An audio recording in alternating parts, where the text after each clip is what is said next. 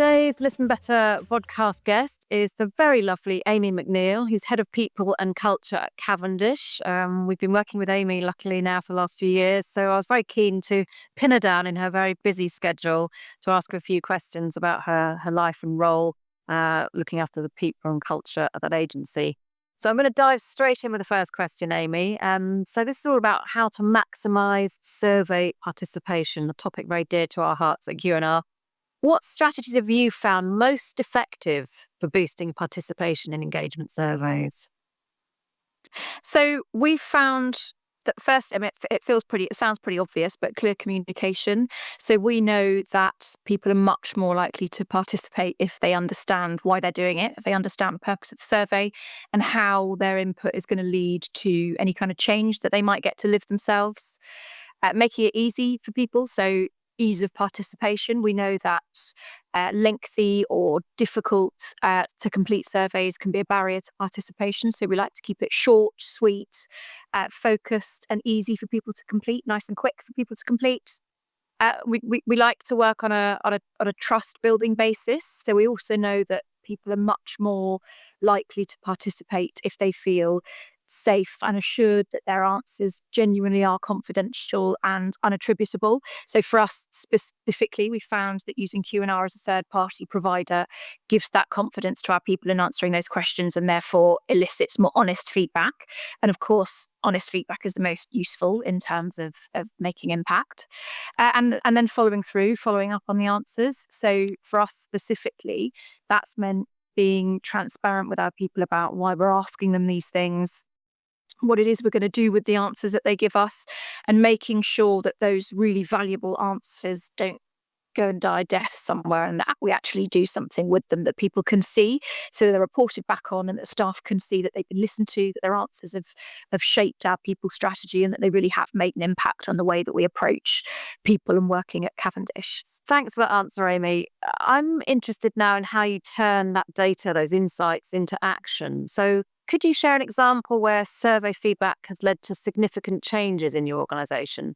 And particularly, how did you track the success of those changes? Yeah, so one of the areas of our people strategy that we like to enhance regularly is our benefits package. And to do that, we need to know which of our benefits matter the most to our people, what makes the biggest material difference to their lives. So we ask them via the engagement survey, and consistently their feedback has been that those time-centric benefits are the most valuable to them. So we've known to focus our repertoire of benefits around enabling our people to maximise their time both in and outside of work. So an example would be our survey yielded the result that our hybrid flexible working model was the most valuable benefit to people across Cavendish, across all regional locations and teams and disciplines. So an example would be us building on that. So that was received so well that we went one step further and added in a geographical flexibility, giving people the ability to work from wherever they can work effectively. And in terms of measuring the success of those changes, we like to do a hybrid approach, so a mixture of quantitative metrics and then the qualitative insights that we get from talking to people about the impact that these things make on the way that they feel about working at Cavendish. So the really obvious productivity and performance metrics, absenteeism and turnover rates, retention and recruitment impact, but it's really important that we don't do that in isolation and that we make sure it's done alongside direct, real-time, regular feedback from the people that work here to help gauge how that flexible working approach is perceived, how it's lived, whether it continues to meet their constantly evolving needs, and obviously really important that we get a decent hold on usage and adoption rates. So making sure that measuring success of that and anything else that we introduce as part of our benefits or our people strategy is not, the success isn't just about whether those business objectives are met and those business outcomes improve, but also about whether our people feel more engaged, more balanced, have an improved sense of well-being and are more satisfied with their work environment, specifically at Cavendish. So if we make sure that we regularly assess those indicators and adjust and flex and respond in real time to that feedback, we ensure that those changes remain effective, they stay in pace with the way that our workforce will inevitably change, and make sure that we align both the employee and the organisational goals.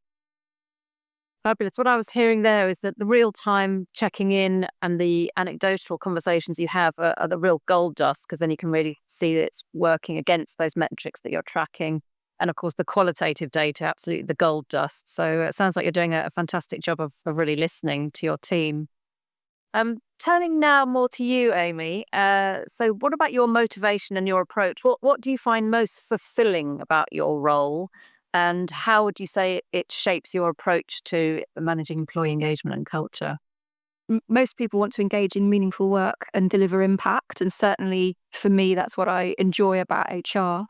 It challenges me on a daily basis in a positive way, mostly, and enables me to not stagnate and to make sure that I can keep learning. So it's hugely varied, the role that I do here at Cavendish, and it makes the difference ultimately to the way that other people feel about working at Cavendish. So when we introduce elements of our people strategy that give great results, both as an organisation via those quantitative measures that I was just talking about, but also in terms of how our staff feel about working at Cavendish, that's a big motivator.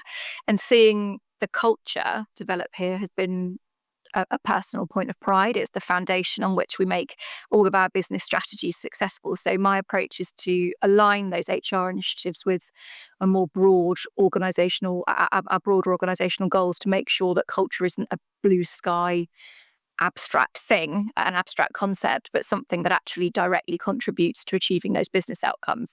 So whether that's developing leadership programs, an EDI strategy and approach, enhancing employee engagement. And we did that we're very happy to have made the list on the Sunday Times Best Places to Work this year.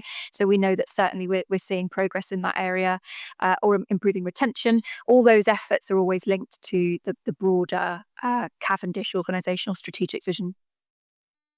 Yes, I should have mentioned the congratulations on that accolade. Very good. Thank you. What about the future? So we've got a lot of changes going on with AI and more tools coming into the market for analysing data.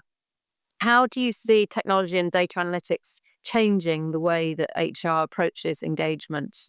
I think it's really exciting. I think it'll continue to evolve, and in pace. It's really important that HR professionals evolve in pace with that broader landscape in terms of technology and data analytics.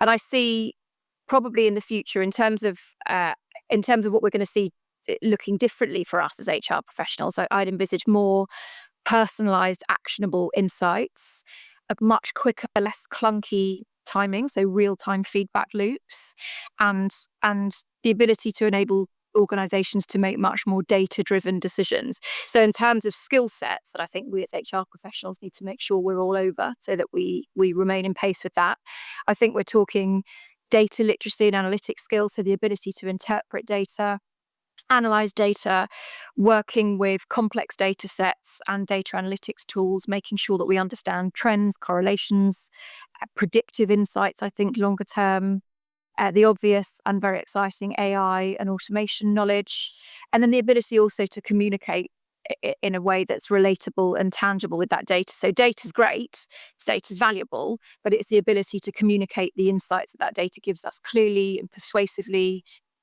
in a way, kind of storytelling, to make sure that we get buy-in from senior leadership and from staff kind of more broadly. And then, of course, the ethical usage of data. So I think it'll really revolutionize the way that we work as HR professionals in terms of designing and interpreting and acting on engagement surveys specifically. And those skill sets of AI proficiency and storytelling with data and ethical decision making and data literacy, it'll really, as long as we can make sure that we progress at the pace that broader landscape is moving at, it'll mean that HR can transition from a more reactive function to a much more proactive, business critical partner in terms of driving organizational success and overall employee satisfaction. Fabulous. Yes, the predictive element is very exciting. I think that's going to be the story for 2025, using the existing data, but forward tracking what's likely to happen so that you can manage the business accordingly. Really interesting insights. Thank you, Amy. If you could share one piece of advice, perhaps that shaped you as an HR and that you might want to pass on to the next generation of up and coming talent, what would it be? I'm putting you on the spot here, I know.